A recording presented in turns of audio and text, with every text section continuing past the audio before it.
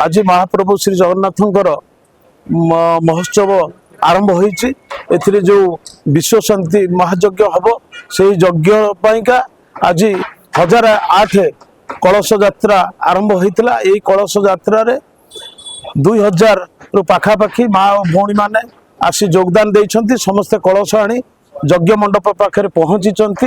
आज जो आरंभ हला एथिरे प्रत्येक दिन एठी महाप्रभु श्री जगन्नाथंकर जो विग्रह अच्छी 24 गोटी विग्रह अच्छी 24 टी बेश हम एवं नीलमाधवंकर 10 टी विग्रह अच्छी 10 बेश ठाकुर हेबे एवं प्रत्येक दिन आम नियाली निर्वाचन मंडली जेते संकीर्तन भाई माने अछंती समस्ते एथिरे जोग देबे। सकाळ 10टारू आरंभ हबो 5टा बेलको यज्ञ सरिबो।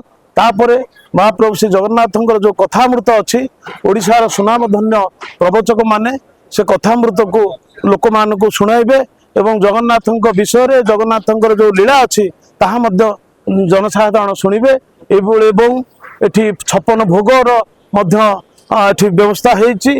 एठी आमर मुक्ति मंडप अच्छी साधु माने बसिबे बहु साधु आसुचंती एवं प्रत्येक दिन आनंद बजार जो हेची आनंद बजार रे भक्त माने प्रसाद सेवन करेंगे।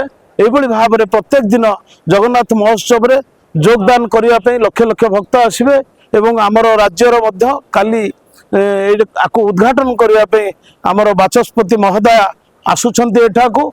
तो यही भाव में जो पालन कर निश्चित भाव में आज जो भाव में आज दीपांचल नुहे सारा नियाली निर्वाचन मंडली जो भाव में जो आध्यात्मिकमय जगन्नाथमय हो जाइए।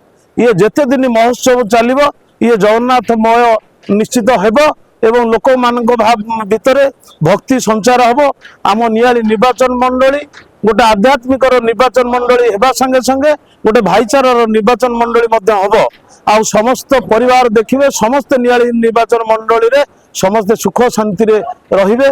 मु महाप्रभु श्री जगन्नाथ पाखे प्रार्थना करुच्ची यही भाव में तांको इच्छा सब जिनस हो तांकर बिना इच्छा किछि हुए नाही।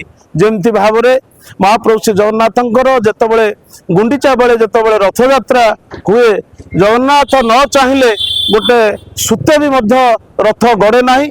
से भली तांकर इच्छा तांको इच्छा रे आज दिन राति होउची ये गछपत्र जदि हलुची तांकर इच्छा रे तांको इच्छा नथिले एते बड़ आयोजन हेई नथांता कि तांकर आशीर्वाद अच्छी।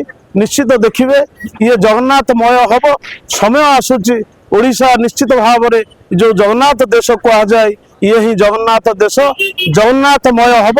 आज ये पवित्र माटी ये नियाली माटी रे आज जो महोत्सव होउची ये होउची महाप्रभु श्री जगन्नाथंकर मामू घर जोटी माधव रे माधवानंद अछंती। आज तांकर मामू घरे आज तांकर लीला आरंभ होईची। एठी आज समस्त गोटे मुहर गोटे कथा बाहरुची जय जगन्नाथ। धन्यवाद।